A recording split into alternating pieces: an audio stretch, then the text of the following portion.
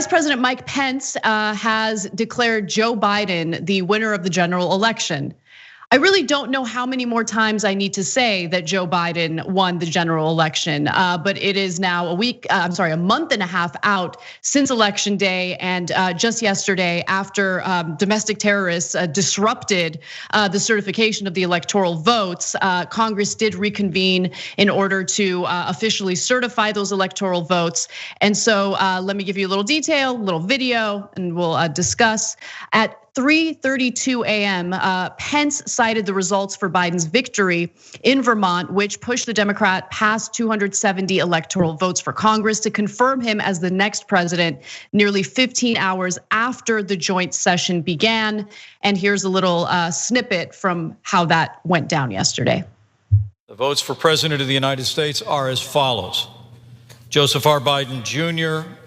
of the state of Delaware has received 306 votes. Donald J. Trump of the state of Florida has received 232 votes. The whole number of electors appointed to vote for Vice President of the United States is 538. Within that whole number, a majority is 270. The votes for Vice President of the United States are as follows. Kamala D. Harris of the state of California has received 306 votes. Michael R. Pence of the state of Indiana has received 232 votes.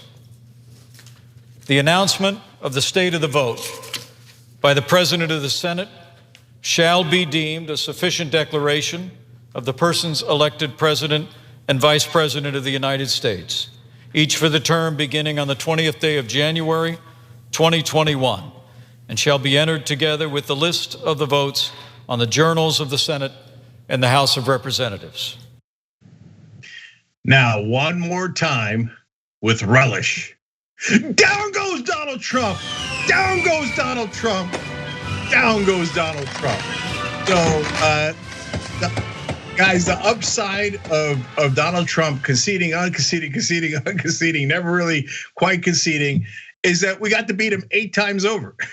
We beat him on election night. We beat him on election week. We beat him in the courts. We beat him in the states. We beat him in the voting booth. We beat him in the marketplace of ideas. And now we finally beat him in Congress. We have beat him silly. I told you, loser Donald. Going out in spectacularly loser fashion, just as predicted. So Donald Trump now completely and utterly out of options. This thing is over. There's nothing left. Yeah. There's not even any conspiracies left. And I told you at the end that he would look for a little bit of a feeling out whether there could be a military option. And they did, just like we told you guys. Michael Flynn went in there, talked about a military option near the end, martial law. Donald Trump had hours of conversations about it at the White House. And at the very, very end, after that option was exhausted, you would have the violence. And there we had it. Yesterday, we had the violence. Well, now that that's done, there's absolutely nothing left other than a swift kick to the posterior of one former president, Donald Trump. So let me give you the other side of it. First, something to buttress your point and reinforce it. According to the Washington Post, shortly thereafter, Donald Trump, who had defiantly told supporters at a rally that he would never concede, said in a statement that, quote, "There will be an orderly transition on January 20th. I have been buttressed. So, yeah. But also now I'm gonna give you the other side. The other side is Donald Trump is a liar and you shouldn't believe anything he says. The inauguration is still gonna take place on January 20th. And based on what we experienced yesterday, I'm a little concerned about whether or not, there's gonna be violence there. But one other thing I wanted to mention is this isn't over, Cenk. Maybe, if we're lucky, this particular chapter of Trumpism is over. But remember, tens of millions of Americans, 70 million Americans voted for that guy. 70 million Americans think that guy is fantastic. And I don't think that is gonna go away. I think that's something that also needs to be addressed in the coming years.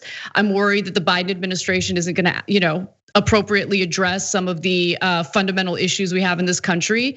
But either way, I mean, I guess I'm not as celebratory as you because I'm looking to the future and there are huge questions ahead, and I don't know if this country is willing or ready to address them.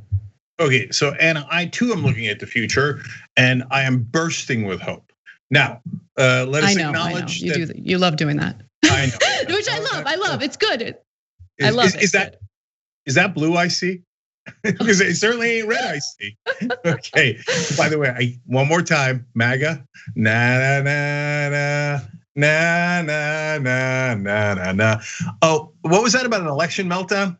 I don't remember us invading the Capitol and breaking things inside and getting people killed. I believe an election meltdown was what we saw yesterday. All right, now back to the buttressing. I appreciate that I've been duly buttressed, and I accept your counterpoints fully. But let me acknowledge and then get past it. So it's true, 74 million Americans did vote for Donald Trump, and they're not going anywhere, and they are largely still on his side, even though he has now lost the overwhelming majority of Republican politicians because the lunacy wound up at their doorstep, right? So it's the analogy that's often used is Frankenstein, and they did. They built this Frankenstein. They built it through the Southern strategy. They built it through the dog whistles that the Republican Party has been doing for decades. They encouraged racism, they encouraged fear, they encouraged hatred, and they built up a monster that was inevitable. It happened to be Donald Trump, but if it wasn't Donald Trump, it would have been another right-wing populist who came in and did very similar things. So we actually dodged a bullet in a sense. We got lucky that this Frankenstein, they forgot to put the brain in. Okay, so, okay, and next time let's hope they don't get it right. But Anna, you're absolutely right that the establishment has had a hand in building that Frankenstein by not acknowledging the massive problems in this country. Now, the reason that I am hopeful is because I think that there are enough progressives in Congress and there are enough progressive groups out there now and enough power in those progressive groups and legislators that we can begin to make a significant difference. And already, look at this, Cori Bush on day one goes to expel the Republican traitors. The Democratic leadership would have never done that, never. In fact, they didn't love this idea in the first place.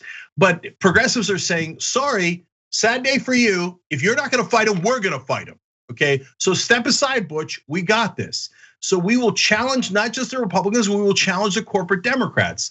And when we do, in the new day now, where there is a bigger and stronger online presence, and the media, the mainstream media is having to acknowledge and respond to that presence, we will start to pile up victories. And from now on out, it's gonna be a very rough ride. I don't wanna get anybody to get it wrong. Anna's absolutely right.